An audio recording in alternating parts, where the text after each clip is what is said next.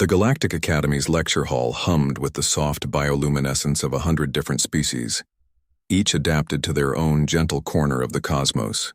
In the third row, between a crystalline Vexthari and a floating gas bag Numian, sat Maya Chen, human, unremarkable by Terran standards, utterly terrifying by everyone else's. She didn't look terrifying. That was part of the problem. Professor Kelvan droned on about atmospheric composition requirements for colonization, his tentacles gesturing at holographic models of Class M worlds. Maya took notes with steady hands, her stylus moving in efficient strokes. She'd been at the academy for 3 standard months now, and she'd learned to make herself small. Invisible, if possible. It wasn't working. "Oi, Deathworlder," came the hiss from 2 rows back. "Zekthar, again." Maya's jaw tightened imperceptibly, but she didn't turn. The Kreshna had been at this for weeks now. Little comments, staged accidents in the corridors, mockery in the common areas. His species stood nearly 8 feet tall, with 4 arms and chitin-plated bodies that made them the apex predators of their homeworld. A homeworld where the gravity was 0.6 g, the largest predator massed 30 pounds, and the most dangerous plant gave you a mild rash. I said, "Deathworlder." Zekthar repeated, louder now. A few students glanced over nervously. Maya exhaled slowly through her nose and continued writing. Oxygen content 18-24% optimal for humanoid respiration. Something small and hard bounced off the back of her head. A stylus. Laughter rippled from Zekthar's group. The Vexthari beside Maya shifted uncomfortably, her crystalline structure refracting light in patterns that suggested distress. "Perhaps you should report this," she whispered, her voice like wind chimes. Maya shook her head minutely. She'd tried that. The Academy's administration had been sympathetic, but ultimately useless. How do you explain to beings from garden worlds that words like light-hearted teasing meant something entirely different when one party could literally tear the other apart by accident? Because that's what they thought she might do.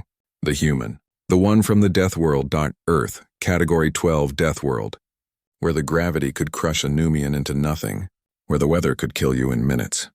Where the native predators hunted in packs with teeth and claws and strategic thinking, where the insects could drain your blood, the plants could poison you, and the water itself teemed with microscopic hunters. And the humans? The humans thrived there.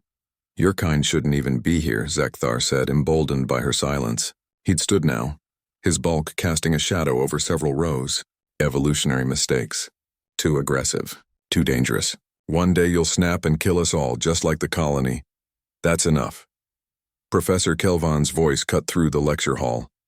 But Zekthar was committed now, high on his own bravado. He moved down the aisle, his chitinous footsteps clicking against the floor. "Is it true what they say? That your world tried to kill you so hard you evolved spite as a survival mechanism?" Maya finally looked up at him. Her dark eyes, those predator-forward eyes that had given more than one classmate nightmares, met his compound gaze without flinching. "Sit down." "Zekthar," she said quietly. The Kreshna laughed, a rattling sound. "Or what? Going to show us that famous human violence? Prove everyone right about your kind?" He reached down with one of his 4 hands, clearly intending to grab her shoulder or knock her materials away. A dominance display? Harmless by his standards.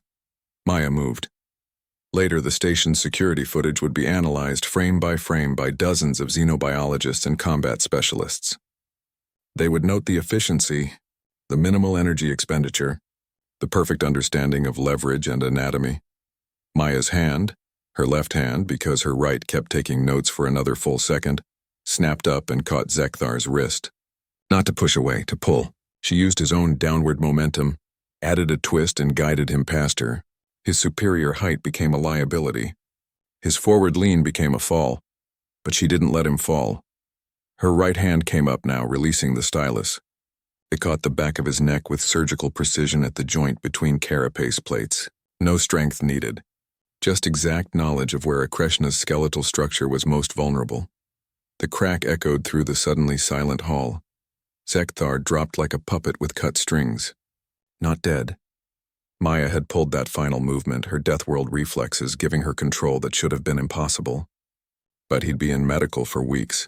Neural damage, temporary paralysis. She'd never stood up. Never raised her voice. Never stopped sitting in her seat. Maya picked up her stylus and resumed taking notes. Her hand didn't shake. Professor Kelvon stared, his skin cycling through colors that indicated shock, fear, and grudging respect. Miss Chen, the medical team, already on their way, Maya said softly. She'd triggered the emergency alert with her neural interface the moment Zekthar had stood up. She'd known this was coming, had tried to avoid it, but humans didn't survive on Earth by being unprepared. The Vexthari beside her made a sound like breaking glass. How did you? You barely moved, Maya continued writing. Nitrogen content 70–80% typically inert, serves as buffer gas.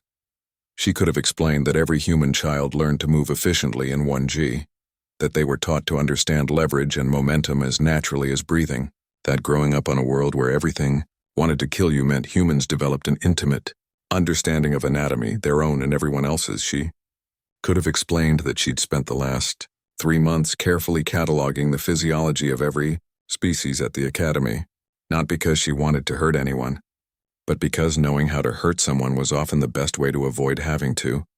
She could have explained that humans didn't want to be the monsters everyone feared. But they'd learned over millions of years of barely surviving that sometimes the only way to stop being prey was to remind predators why they should be afraid. But she didn't explain any of that.